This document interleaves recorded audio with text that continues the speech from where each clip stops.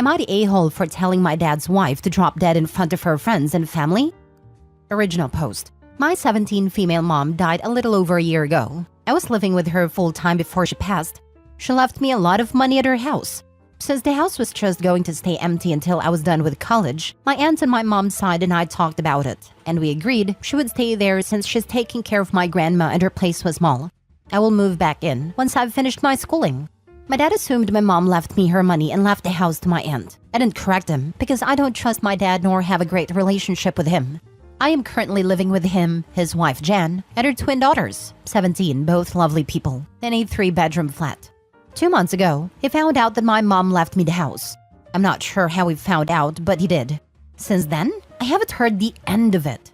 I'm selfish for making us all stay in a tiny flat. I'm spoiled because I won't share my inheritance. I'm a terrible person for making the twins take out loans. You get the gist.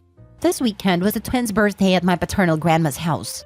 Most of my dad's family was there. We get along great usually. His wife's family, and some of both of their friends there along with the twins' friends. After they were done opening my present to them, they asked me if that was really it. I got a matching bracelets with their birthstones, which they both loved by the way. I got quiet, and I asked them what else they were expecting. They said Jan said that I was planning on surprising them on their birthday by telling them we were moving into my mom's house and helping them with college. My grandma asked Jan if this was true, and Jan started in on me again. She asked what she could do to make me stop being a witch, pull my weight, help out and be fair. And I told her she could drop dead. That my mom died for me to get all these things she wanted me to give to her daughters. I said if she wanted everything to be fair, then she should drop dead. And I would share everything I had with her daughters since we would have all lost a mother then. That it would be fair only after that happened. She and my dad started yelling at me. And my grandma and uncle started yelling at my dad and Jan. And everything was pretty much over after that. The whole ride home, my dad and Jan were getting calls and texts from my family and friends, telling them they were disappointed in them. And I was getting texts from Jan's family, the twins' friends, and a few of my own cousins saying I was selfish. I don't usually fight with my cousins, so I'm really starting to think maybe I'm being selfish, and that I went too far at the twins' party. Am I the a-hole? Now for the top comments before reading the update. A rare time when you can tell someone to drop dead and still be not the a-hole. Can you move in with your aunt? My grandma needs a lot of space right now, and the setup we have now has gotten the best results for her. I love my grandma, but seeing her on the brink of death sends my mind to a bad place. I tried staying the weekend once and I had a panic attack. This makes sense. I'm sorry that you are in this horrible position. Your dad is really letting you down. It isn't your fault at all. There was nothing you could have done differently or changed about yourself to make him behave decently. He is failing as a parent, and it has nothing to do with who you are. I hope you can move into some kind of a safe environment ASAP. Dad expects Opie to share everything like she was a parent to the twins. She is his child. So sorry, Opie. People may be angry with you just because of some misplaced anger. Your father and stepmom brought it by themselves.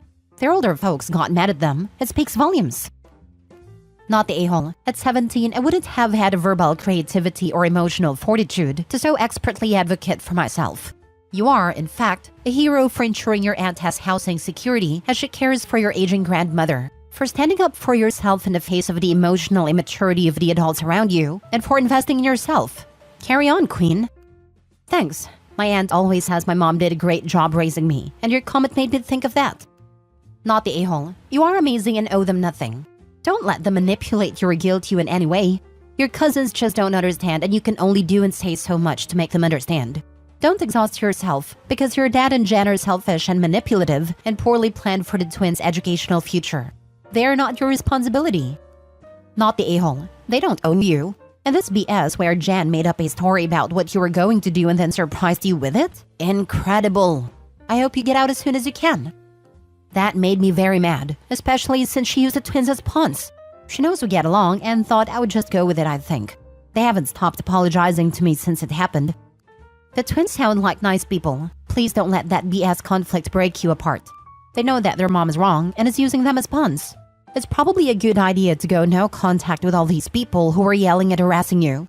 You don't owe them anything. Now for the update. Thank you guys so much for the support. When everyone who usually backs you up says you're an a-hole, it's hard to believe you're not. But as some of you guessed, my cousins heard the word inheritance and got greedy, and that's why they sided with them.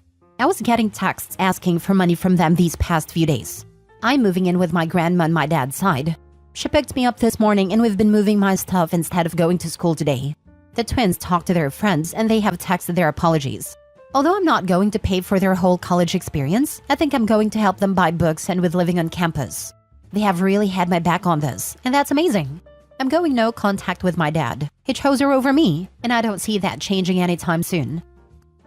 I'm glad the twins aren't taking after their mom. Maybe OP will find some extra chosen family with them. His people like the twins who always underscore the fact that there's basically no telling what the kids will be like based on what the parents are like. And you're right, the twins displayed tons of grace in this story. They even have a moment where they screwed up, but then recognized that they screwed up and apologized. I can't imagine Jen ever doing that. Especially because the screw-up wasn't even their fault. When they looked expectantly at OP, it was only because their mom was whispering in their ear, and they had no idea it wasn't true. Maybe I'm selfish too, because I think it's nuts that she's giving her inheritance away when she's not even established herself yet. She's got ways to go before she can be self-sufficient. It's sad her mother didn't set up a trust to prevent OP from being exploited like this. I was thinking the same thing about her giving money away too early, but at the same time, we have no idea how much money we're talking about, especially if there was a life insurance payout. It sounds like her mother died young, so a life insurance payout would be pretty substantial on top of who knows what else. And I'm betting that there is a trust, and I'm guessing that the aunt is a trustee, given that OP said she and her aunt decided together on what to do with the house. The fact that her father didn't know about the house suggests that he's not in charge of the inheritance, which in turn suggests that there is a trust, and someone else is the trustee. OP's mother probably knew that her ex and his wife were together a real piece of work, and put precautions in place to make sure that they couldn't get their mitts in anything. Last story. Am I the a-hole for not wanting my future stepson to attend my wedding? Original post. I, 30 female, I'm getting married to my fiancé Ellen, 33 male in December. My fiancé was married to Amy, 34 female before me, and they had a son together, Jay, 17 male. Amy and Ellen slept together at a party when they were both 16 and Jay was a product of that. They tried their best to make it work for 5 years, but then got divorced as Amy had cheated on Ellen. Now coming to the issue. I met my husband when I was 25 and he was 28. That's nearly 6 to 7 years after his divorce with Amy, but Jay seemed to think of me as the cause of it. Ellen and Amy have decided to not tell Jay about the real reason of their divorce until he's legally an adult. And because of that, he seems to believe that if he pushes his father and mother together, they'll get back together. I have nothing against Jay, but his actions really hurt me and he's so full of hatred for me. Initially, I tried to be a second mom to him, but he didn't like it, nor did Amy, which I understand. So I stopped trying and treated him as a friend instead. But he talks down to me, calls me a homewrecker. And last week, his friends all messaged me harassing me and asking to send them my OnlyFans, which I don't have, since I'm a cheap woman and a lot of other explicit things. This has hit the nail in the coffin for my fiancé. My fiancé is furious at Jay and wants to uninvite him from our wedding, and so do I. But Amy is against that. She thinks I'm being too sensitive and believes that this is normal teen behavior. I don't know if my dislike for Jay is clouding my decision, so please tell me, am I the a-hole? Now for the top comments before the updates. Not the a-hole, but uninviting Jay is not the solution. He's 17, and Ellen and Amy still haven't told him why they divorced? He is far too old for this behavior to be understandable. If your fiancé allows you to be treated this way now, it will only get worse once you're married. Ellen needs to fix this. Ellen for sure has. He chooses not to believe it. Now if Amy's lying, that's another matter. But he is 17 and she is a completely independent actor. He has chosen to blame her. Logic won't work.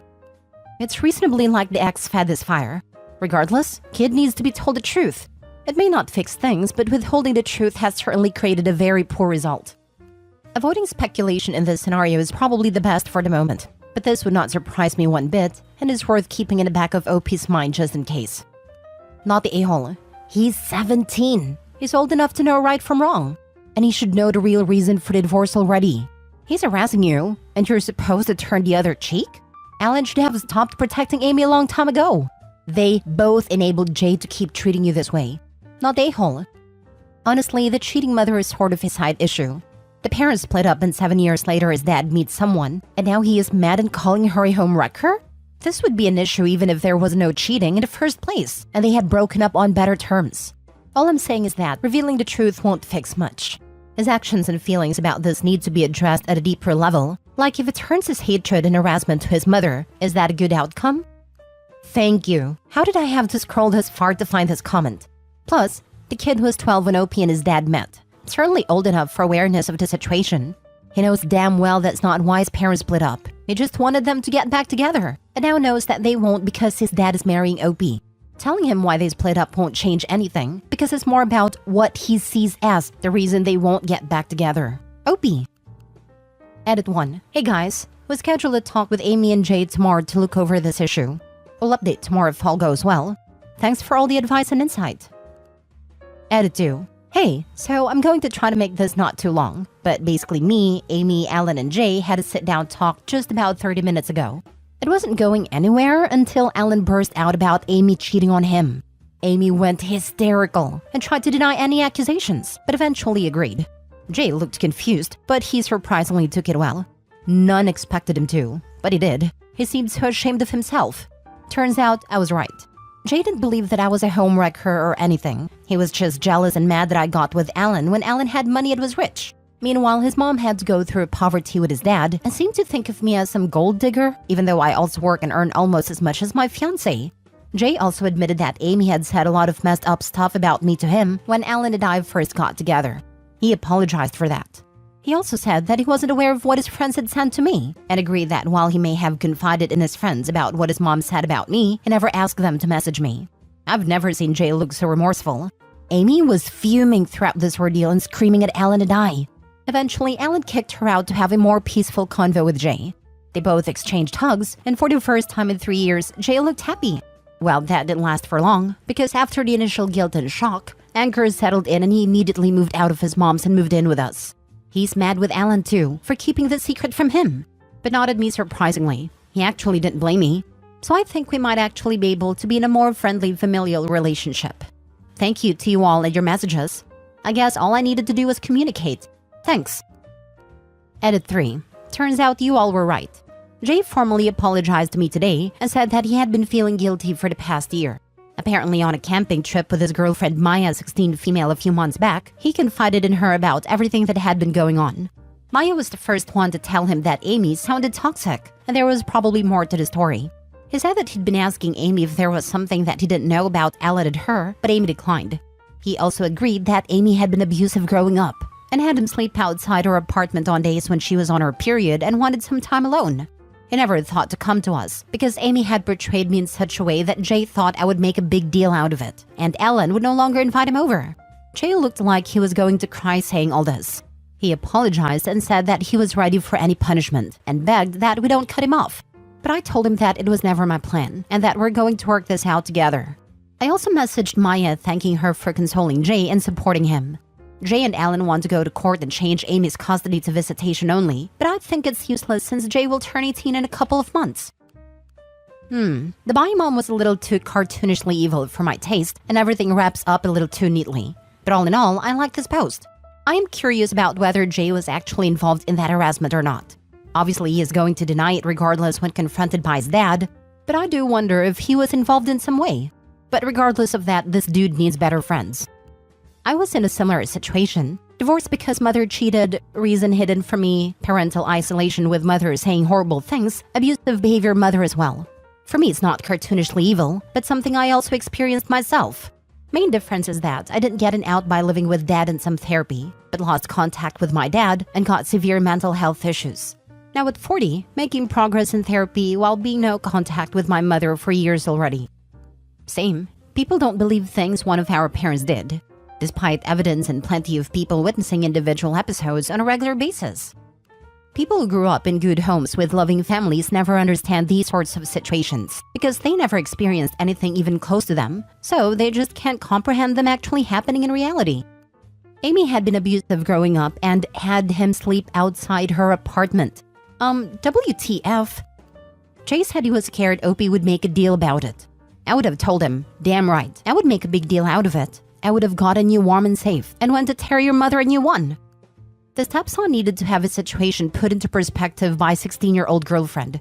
She seems like a sensible, grounded person. Sadly, when you grow up in abuse, you don't always understand what's normal.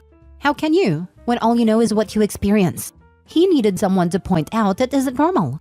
There are so many situations I didn't understand were so awful, until other people told me how messed up it actually was.